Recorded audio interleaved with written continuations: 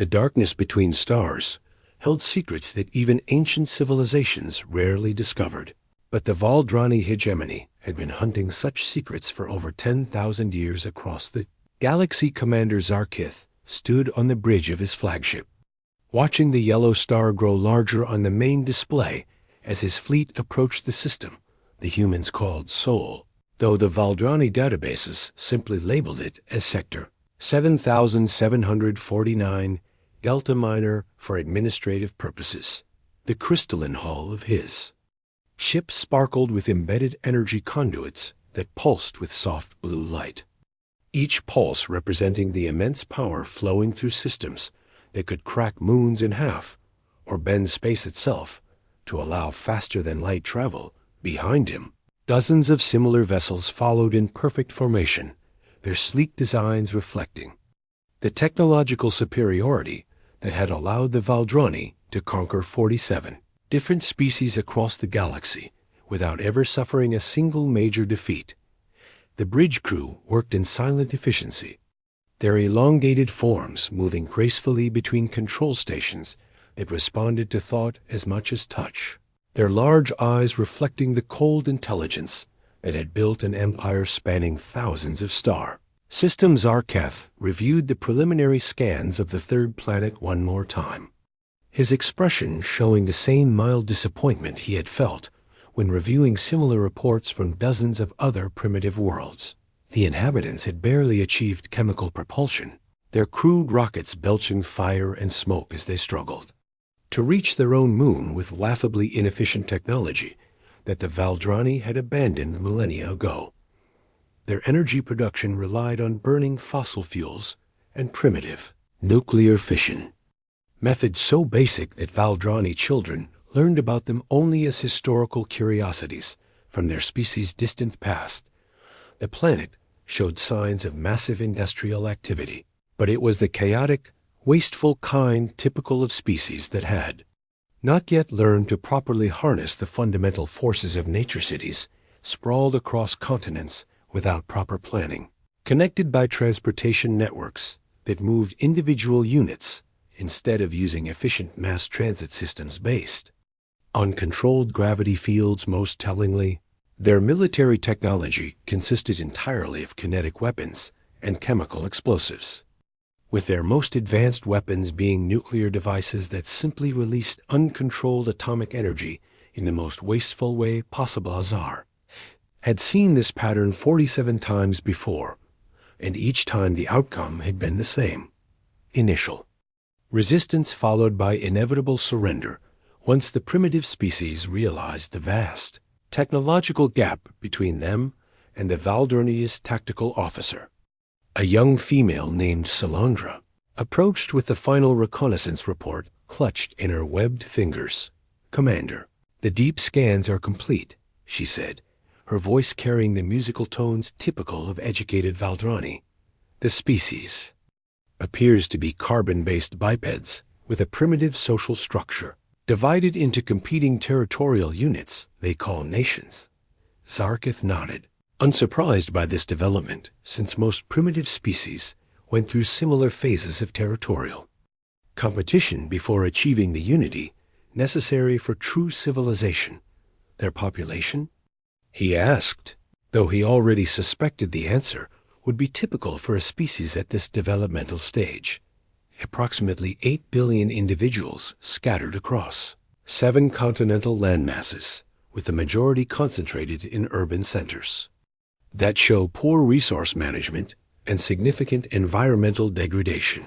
The commander studied the holographic display showing the planet's surface, noting the familiar signs of a species that had achieved basic industrialization without the wisdom to manage its consequences. Atmospheric composition showed elevated carbon dioxide levels, ocean acidification, and widespread pollution patterns that indicated the inhabitants were still burning raw materials for energy instead of using clean fusion or antimatter systems. "Have they detected our presence?"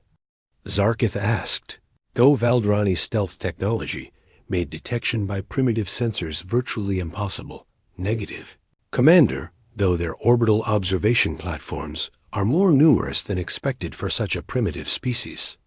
They lacked the resolution to detect our ships at this distance. This was actually somewhat impressive, since most species at this technological level barely managed to launch simple satellites, while these humans had apparently filled their orbital space with observation and communication devices. Still, primitive was primitive, and quantity could never compensate for the fundamental technological gap between chemical rockets and ships that could manipulate space-time itself. Begin standard subjugation protocols. Zarkith ordered, settling back into his command chair. Establish high orbit stations and prepare the usual surrender demands. Within hours, massive Valdrani construction ships emerged from hyperspace and began assembling orbital platforms that would serve as bases for the coming occupation. The platforms grew like living crystals, each one the size of a small city, and bristling with weapons that could sterilize continents or precisely eliminate individual targets from orbit. Meanwhile, the Valdrani communication cores worked to decode human languages, a process that typically took several days, even for species with completely alien linguistic structures. To their surprise, humans had developed over 6,000 different languages, though several dominant ones were used across large populations and in international communications. The linguistic team, led by scholar Velther, found the human languages surprisingly complex for such a primitive species, with intricate grammatical structures and vast vocabularies that suggested more sophisticated cognitive development than their technology indicated. Fascinating, Velther murmured as he studied the decoded transmissions. They have words for concepts we typically only see in advanced civilizations, abstract philosophical and mathematical ideas that seem inconsistent with their technological level. Commander, Zarkith was less interested in linguistic curiosities than in practical results. So when the translation protocols were finally ready, he personally composed a surrender demand that would be broadcast to every human communication device simultaneously. The message was standard, refined through 47 previous conquests. Identification of the Valdrani as representatives of a superior galactic civilization, explanation of humanity's new status as a client species, and detailed instructions for surrendering all military assets and governmental authority. What happened next, however, was entirely unprecedented in Valdrani experience. Instead of panic, confusion, or desperate military mobilization, the human response was immediate and completely unexpected. Curiosity, within hours of the broadcast, human communication. Networks buzzed with excitement as scientists and mathematicians analyzed the Valdrani transmission protocols with startling efficiency.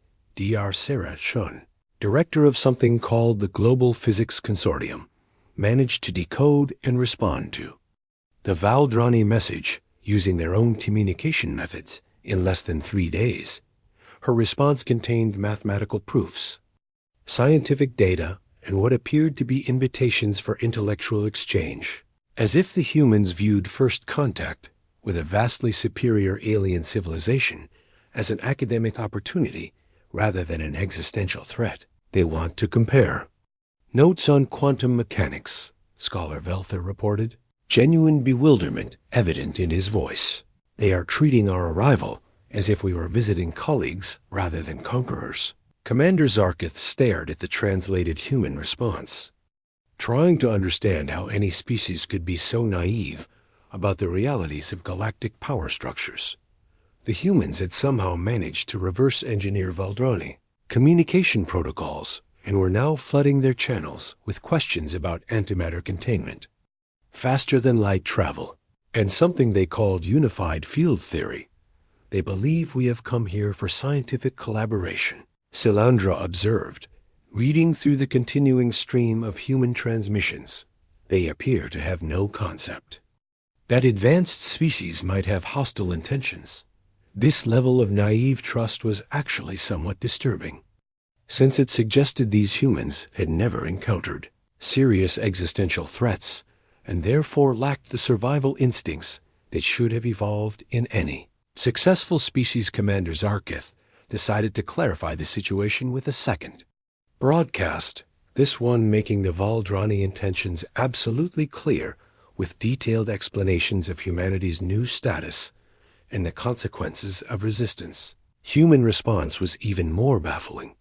They acknowledged the Valdrani military superiority with apparent calm acceptance, then immediately returned to asking technical questions about Valdrani technology and offering to share their own research. Data Dr. Chun's latest message included detailed mathematical models of something called quantum field manipulation, along with polite requests for information about Valdrani energy sources and propulsion systems. "Sir," Velther said carefully, "I believe these humans may be attempting to gather intelligence by pretending to be interested in peaceful, scientific exchange. This interpretation made more sense than assuming the humans were actually naive enough to treat conquest as an academic conference, though their approach was still remarkably sophisticated for such a primitive." Specieshurkth ordered increased security protocols and prepared to begin the actual subjugation process, dismissing the human communications as a desperate attempt to buy time while they prepared their inevitable but futile resistance. What the Valdrani commander did not realize was that humanity's response represented something entirely outside his species' experience, a civilization that had developed advanced theoretical science far beyond their practical technology, and whose first instinct when encountering the impossible was not fear, but an overwhelming desire to understand how it worked. Dr. Sarah Chun stood in the underground laboratory complex beneath the Swiss Alps, watching her team work with an intensity that had become constant since the alien arrival 3 months ago. Facility had been built originally for particle physics research, but now every available space hummed with activity as humanity's brightest minds raced to understand the implications of what they had learned from the Valdrani transmissions above ground. The world continued its normal routines while governments quietly mobilized resources, and the media speculated endlessly about the alien visitors, who seemed content to wait in orbit without taking any hostile action below ground. However, something extraordinary was happening that would have terrified the Valdrani if they had possessed the theoretical framework to understand it. Dr. Chun moved between workstations where physicists, mathematicians, and engineers collaborated on problems that had seemed impossible just months earlier. The Valdrani communication protocols had contained embedded technical data that was intended to demonstrate their technological superiority, but human scientists had analyzed every fragment with the obsessive thoroughness that characterized their species. What they discovered was that Valdrani technology, while incredibly advanced in practical applications, was built on theoretical foundations that human science had already begun to surpass. "Sarah, you need to see this," called Dr. James Wright from across the laboratory, his voice carrying the excitement that had become infectious among the research teams. She hurried to his workstation, where complex equations filled multiple holographic displays, showing mathematical relationships that seemed to dance and shift as the computer models updated in real time. The Valdrani antimatter containment system, James explained, highlighting specific portions of the equations. They use brute force magnetic fields to suppress particle interactions. But look at what happens when we apply our quantum field manipulation theories. The display showed a theoretical model where antimatter was contained not by opposing forces, but by convincing the fundamental particles to exist in a state of cooperative suspension instead of fighting the natural behavior of antimatter. We could theoretically create localized field conditions where matter and antimatter simply choose not to react with each other. Dr. Chun studied the implications, her mind racing through the possibilities that this represented human theoretical physics had been developing along entirely different lines than Valdrani science, focusing on the underlying nature of reality rather than simply finding ways to harness natural forces, while the Valdrani had built their civilization on increasingly sophisticated tools for manipulating the universe. Humans had spent decades trying to understand why the universe worked the way it did in the first place. The difference was subtle but profound. Valdrani science was about control, while human science was about comprehension. Have you run simulations on this? Chun asked, though she could see from James's expression that he had been working on little else. The math works perfectly, he said, pulling up test results that showed theoretical antimatter containment using 90% less energy than Valdrani methods. But that's not the interesting part. He switched to a different set of equations that made Chun's breath catch in her throat. If we can convince particles to ignore their natural interactions, we can theoretically do the same thing with fundamental forces. The implications hit her like a physical blow as she realized what James was suggesting: gravity, electromagnetic force, strong and weak nuclear interactions, all of them were based on particle behaviors that could potentially be modified if the theoretical framework was correct across the laboratory. Similar breakthroughs were happening at dozens of workstations as teams made connections between Valdrani technology and human theoretical models. Dr. Maria Santos had discovered that Valdrani faster-than-light travel used a method that was essentially primitive compared to theoretical models human physicists had developed for spacetime manipulation. They punch holes through space like cavemen breaking rocks, she explained to anyone who would listen. But we could theoretically ask space to fold itself voluntarily. The concept seemed ridiculous until the mathematics proved that cooperative spacetime manipulation required orders of magnitude less energy than the Valdrani brute force approach. Meanwhile, Dr. Kumar's team had been analyzing Valdrani energy weapons and discovered that human plasma physics research had already identified more efficient methods for containing and directing high-energy particles. Their weapons work by overwhelming targets with raw power, Kumar reported during the daily briefing. But our theoretical models suggest we could achieve the same effects by convincing atoms to temporarily forget how to maintain molecular bonds. Each discovery built upon previous ones as human scientists realized that their approach to physics was fundamentally different from anything the Valdrani had conceived. Where alien science focused on building bigger hammers to hit problems harder, human science was developing ways to have polite conversations with the problems themselves. The breakthrough that changed everything came from an unexpected source. Dr. Lisa Park, a young graduate student who had been working on quantum consciousness theories before the alien arrival. What if consciousness isn't separate from physics? She asked during a late-night brainstorming session. What if the act of observation that collapses quantum wave functions is actually a form of communication between conscious minds and fundamental particles?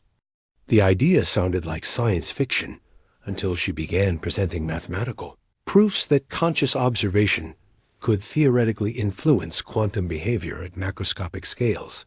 If particles exist in probability states until observed, and if consciousness can influence which probability becomes reality, then sufficiently focused conscious intent could theoretically modify physical laws.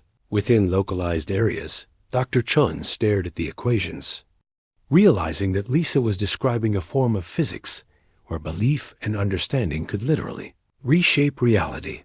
The implications were staggering. Human consciousness, with its chaotic creativity and refusal to accept limitations, might be capable of convincing the universe to operate according to different rules within weeks. The theoretical framework was expanded to include cooperative field manipulation, where conscious observers could theoretically negotiate with fundamental forces instead of simply being subject to them.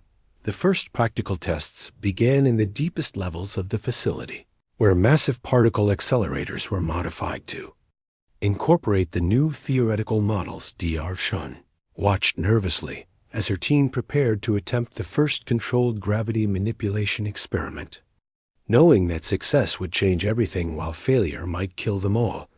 Initiating field generation, announced Dr. Wright from the control room. his voice steady despite the magnitude of what they were attempting. The modified accelerator hummed to life, but instead of smashing particles together to study the debris, it began creating conditions where gravitons could theoretically be influenced by conscious observation. Gravity field coherence achieved, reported Dr. Santos, monitoring. Instruments that were measuring phenomena no human had ever observed before. Now comes the interesting part, murmured Dr. Park, stepping forward to the observation chamber, where she would attempt to consciously influence the gravitational field. She placed her hands near the field generator and began the mental exercises that their theoretical models suggested might allow consciousness to communicate with fundamental particles. For a moment, nothing happened, and Shun felt the familiar disappointment of another failed experiment. Then, the gravity readings began to fluctuate in patterns that corresponded exactly to Lisa's conscious intentions. "It's working," whispered Dr. Wright, staring at displays that showed gravitational fields responding to human thought like obedient pets. Within the test chamber, a small metal sphere began floating in defiance of Earth's gravitational pull, not because opposing forces held it up, but because the local gravity field had been politely asked to consider the sphere exempt from its usual effects. Dr. Chun realized that they had just accomplished something that would have required massive energy expenditures using Valdrani methods. But human consciousness had achieved the same result through what could only be described as friendly persuasion. Over the following months, similar experiments succeeded beyond their wildest projections as human teams learned to collaborate with fundamental forces rather than simply commanding them. Electromagnetic fields began responding to conscious direction, allowing precise control over electrical phenomena without traditional power sources. Strong nuclear forces proved amenable to suggestion, enabling new forms of matter manipulation that made Valdrani manufacturing techniques seem crude by comparison. Most importantly, space and time themselves began showing signs of cooperative behavior when approached with the proper theoretical framework and conscious intent. The Valdrani, meanwhile, remained in orbit, completely unaware that the primitive species they planned to conquer was quietly rewriting the laws of physics in underground laboratories. Commander Zarkith received regular reports about increased industrial activity on Earth's surface, but his analysts interpreted the construction of massive underground facilities as desperate attempts to build fortified military positions. Possibility that humans might be developing technologies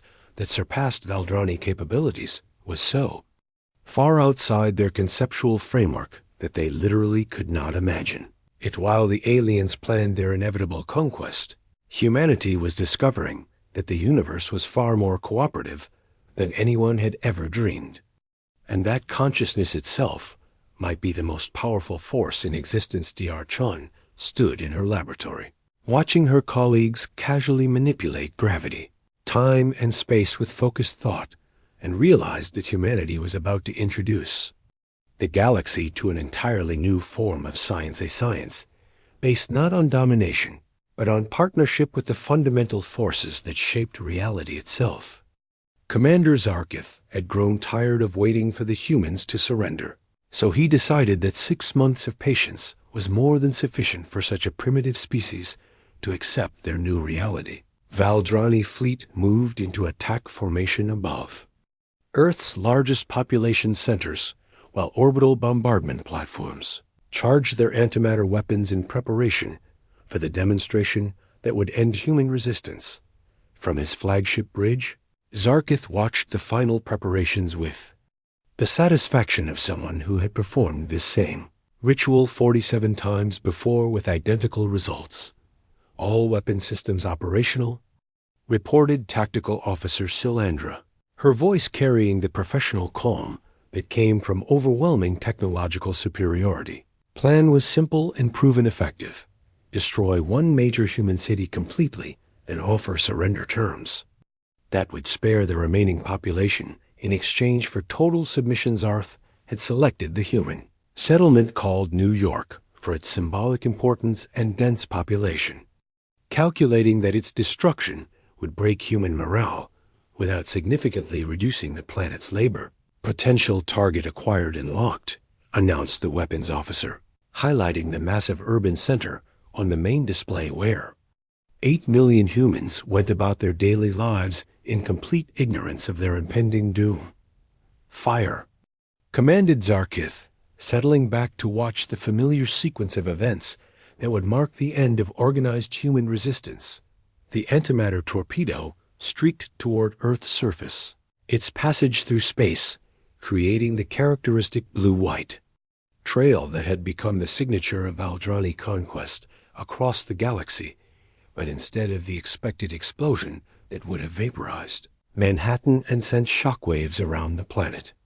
Something impossible happened.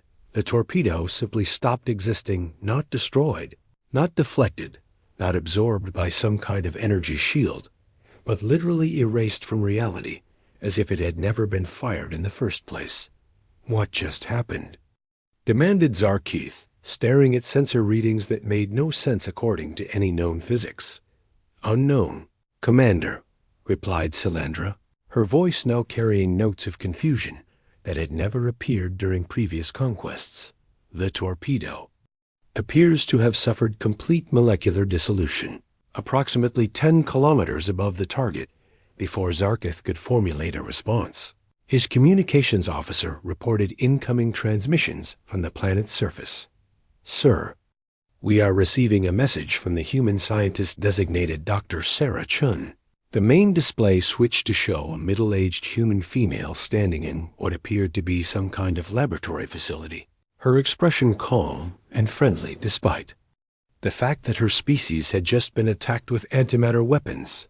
"Greetings, Commander Zarkith," she said, somehow knowing his name and rank, despite never having been introduced. "I hope you don't mind that we took the liberty of uninventing your torpedo before it could cause any unpleasantness." The Valdrani commander stared at the human female, trying to process the casual way she had just claimed responsibility for what should have been a physical impossibility. "We understand that your species is accustomed to using force to resolve disagreements," Dr. Chun continued, "but we would prefer to handle this situation through more civilized means." Zarkith activated his own communication system, his voice carrying the authority of 10,000 years of galactic conquest. "Human, you will surrender immediately or face complete annihilation," he declared. "Whatever technology you used to destroy our torpedo will not protect you from the full might of the Valdrani fleet." Dr. Chun smiled with what appeared to be genuine amusement. "Commander, you misunderstand the situation," she replied. "We didn't destroy your torpedo. We simply convinced the universe that it had never existed in the first place." The implications of this statement were so far beyond Valdrani comprehension that Zarkith dismissed it as primitive bragging and ordered a full bombardment of the planet's surface. Every weapon system in the Valdrani fleet fired simultaneously, unleashing enough destructive power to crack continents and boil oceans. The result was even more impossible than before. Energy beams curved away from their targets, as if space itself was bending to avoid contact with Earth's surface antimatter warheads, detonated harmlessly in orbit, their explosions somehow running backward through time until they unhappened completely kinetic. Projectiles fired at relativistic speeds simply stopped moving when they reached Earth's atmosphere, hanging motionless in space as if they had forgotten how velocity worked. "This is impossible," whispered Salandra, staring at sensor readings that violated every known law of physics. Commander Zarkith felt something he had never experienced in 47 previous conquests. Genuine fear. "All ships, maximum power to weapon systems," he ordered, his voice betraying the panic that was beginning to overwhelm his tactical training. "Concentrate all fire on the primary landmass." The response from his fleet was immediate and devastating. "Enough firepower to sterilize entire star systems, focused on the single planet that had somehow made their weapons useless this time." The human response was even more unsettling. Instead of making the attacks disappear, Dia Chun appeared to be allowing them to continue toward their targets, and Zarkith felt a moment of savage satisfaction. Then the weapons simply passed through Earth as if the planet wasn't there, emerging on the far side and continuing harmlessly into deep space. "Commander," Dr. Chun's voice came through the communication system again. "Your weapons are quite impressive by conventional standards, but you're still thinking about this problem in terms of opposition and resistance." The main display showed her standing in the same laboratory, apparently unaffected by the fact that her planet had just been subjected to enough firepower to destroy solar systems. "We prefer cooperative solutions," she explained, gesturing to equipment that Zarkith couldn't identify. "Instead of building shields to stop your attacks, we simply asked reality to consider our planet temporarily non-interactive with hostile intent." Zarkith tried to formulate some kind of rational response, but the concepts Dr. Chun was describing existed so far outside Valdrani science that he had no framework for understanding them. "What do you want?" he finally asked, abandoning all pretense of authority in the face of technologies that made his entire civilization seem primitive. "We would like to meet with you in person," Dr. Chun replied. "There are some fascinating implications to your antimatter containment systems that we think you would find interesting to discuss." Before Zarkith could refuse or even respond, proximity alarms began screaming throughout his flagship as something appeared directly on the bridge. Dr. Chun materialized in the center of the command deck, not through any kind of teleportation technology that Valdrani sensors could detect, but simply by existing in multiple locations simultaneously and choosing to collapse her probability wave function in their space. She looked around the bridge with evident curiosity, taking in the crystalline architecture and energy conduit systems with the same scientific interest she had shown during their previous communications. "Remarkable craftsmanship," she commented, running her fingers along one of the control interfaces. "Your people have achieved impressive mastery over conventional matter manipulation." Zarkith and his crew stared at the human female who had somehow violated the security of the most advanced warship in the Valdrani fleet without triggering a Kulik. "Single defensive system. How did you get here?" demanded Silandra, her hand moving instinctively toward her sidearm. "I asked space to reconsider the definition of here and there," Dr. Chun replied matter-of-factly. "Your ship exists in the same universe as my laboratory, so really we were always in the same place from a certain perspective." She moved toward the main display, studying the readouts that showed the continued failure of Valdrani weapon systems. "The problem with your approach," she explained, "is that you're trying to impose your will on reality through brute force, but the universe is actually quite cooperative if you know how to ask nicely." Dr. Chun turned to face Commander Zarkith directly, her expression serious but not hostile. "Your species has built an impressive civilization based on the assumption that physics consists of immutable laws that must be obeyed or overcome," she said.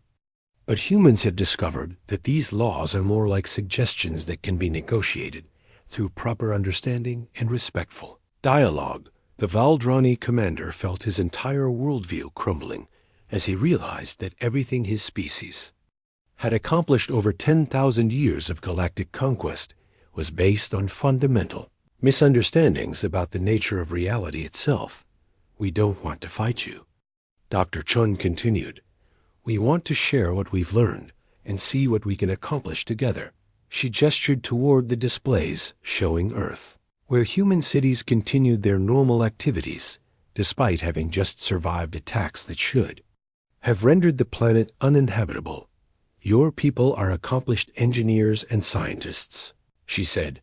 "Imagine what we could achieve if we combined your practical expertise with our theoretical breakthroughs." Zarkith looked at his crew, seeing his own confusion and terror reflected in their faces as they struggled to comprehend that they had encountered something completely outside their experience, a species that had not conquered physics, but had somehow made friends with it. What are you?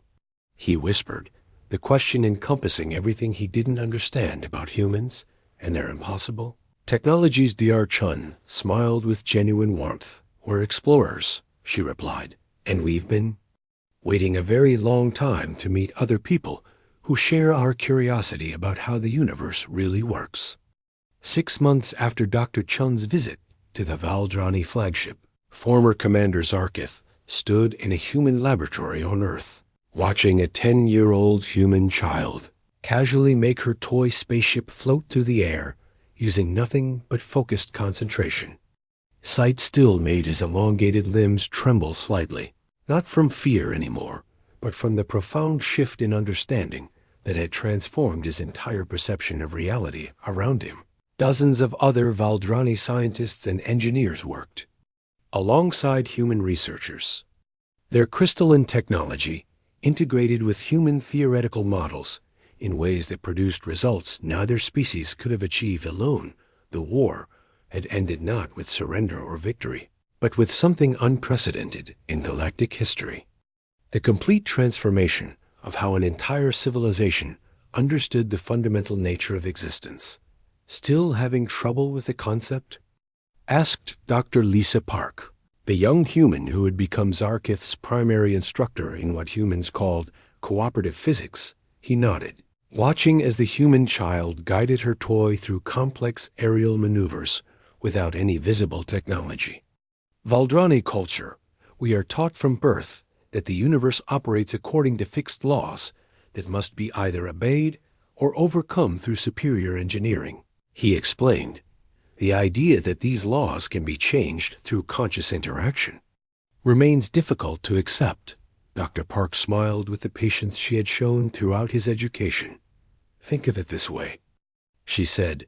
Your species spent thousands of years learning to build better hammers to hit problems harder, while we spent our time learning to have conversations with the problems themselves. The analogy was crude but accurate, and Zarkith had come to appreciate human directness, even when it highlighted the limitations of his own species' approach to science across the laboratory.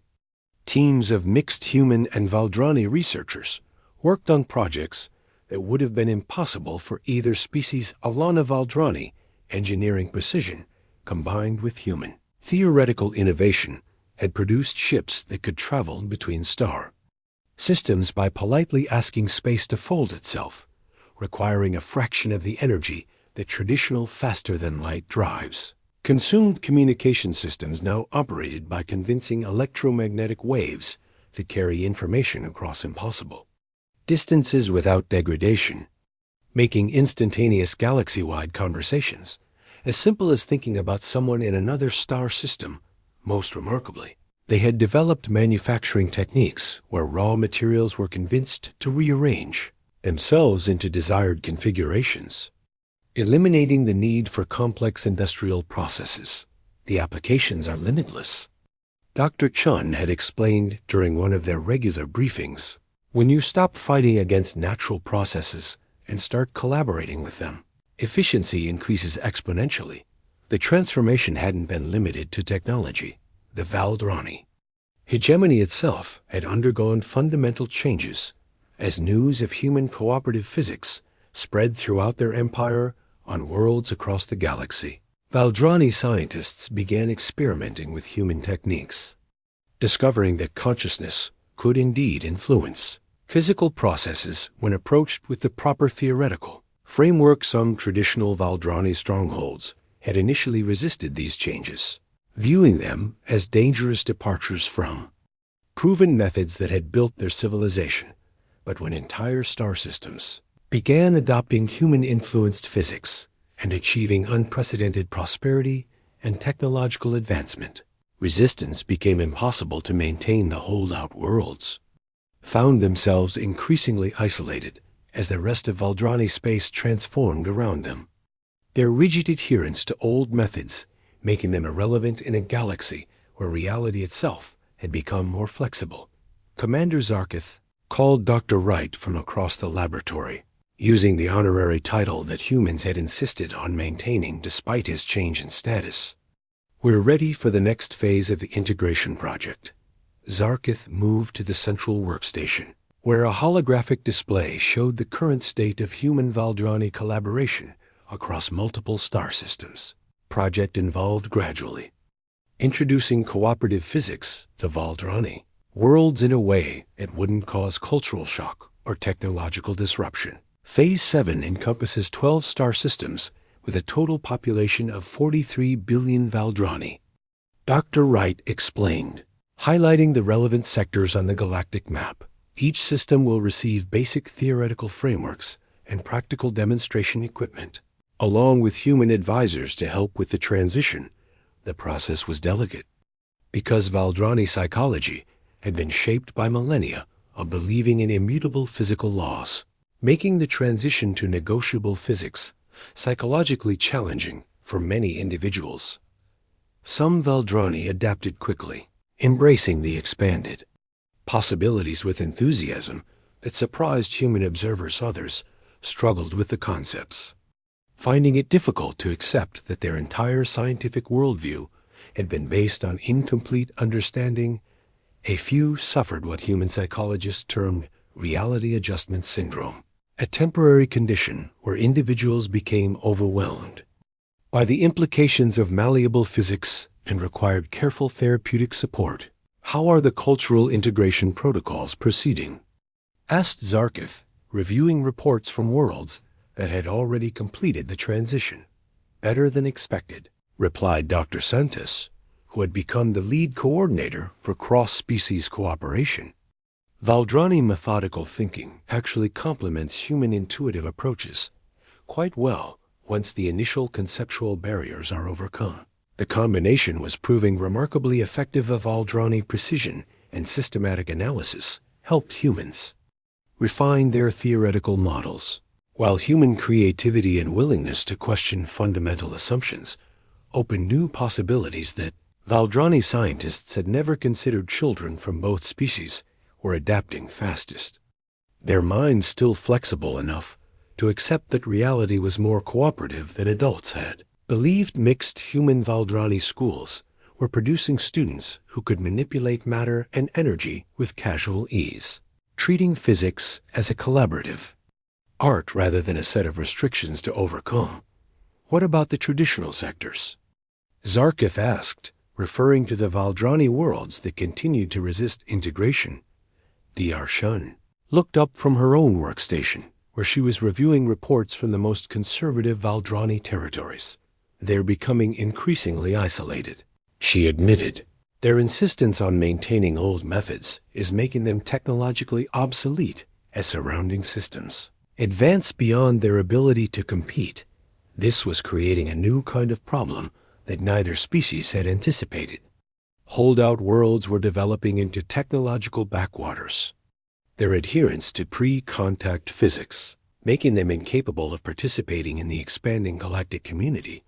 Some were beginning to experience economic collapse as their traditional industries became irrelevant in a galaxy where matter could be convinced to rearrange itself and energy could be persuaded to behave cooperatively. We may need to consider more direct intervention, suggested Dr. Park, though her tone indicated reluctance about forcing change on unwilling populations. Zarth understood the dilemma. Human philosophy emphasized voluntary cooperation and respect for individual choice, but the practical reality was that isolated worlds might face extinction if they couldn't adapt to the new physics that was transforming galactic civilization. Perhaps we could offer sanctuary programs, he suggested. Individuals from traditional worlds who want to learn cooperative physics could relocate to integrated systems.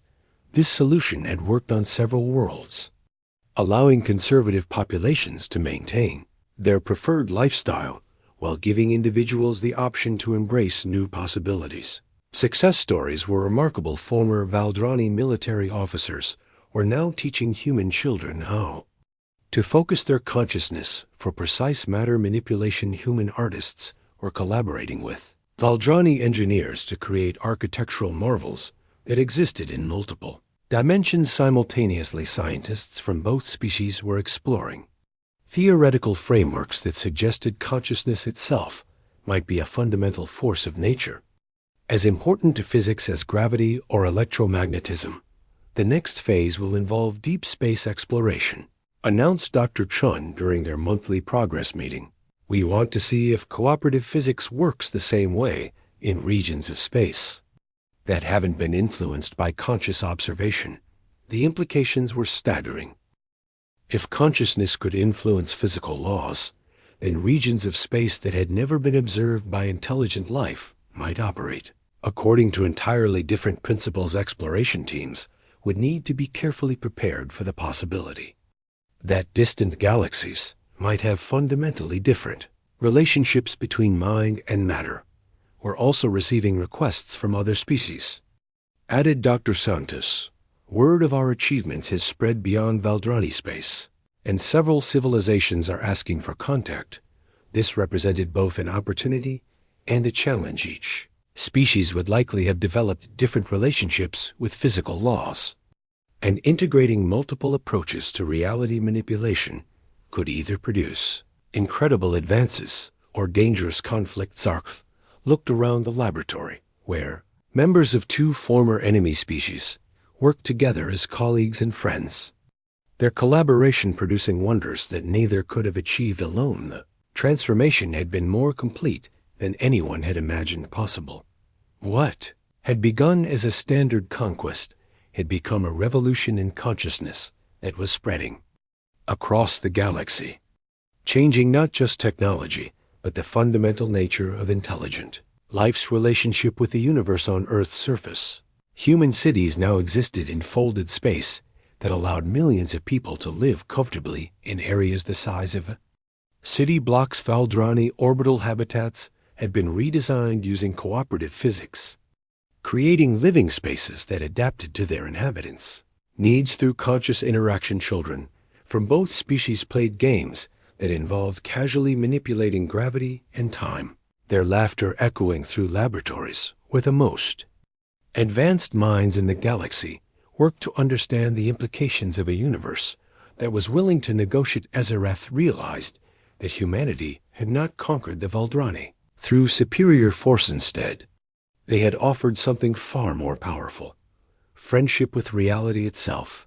And in accepting that offer, the galaxy had discovered that the universe was far stranger and more wonderful than anyone had ever dared to imagine.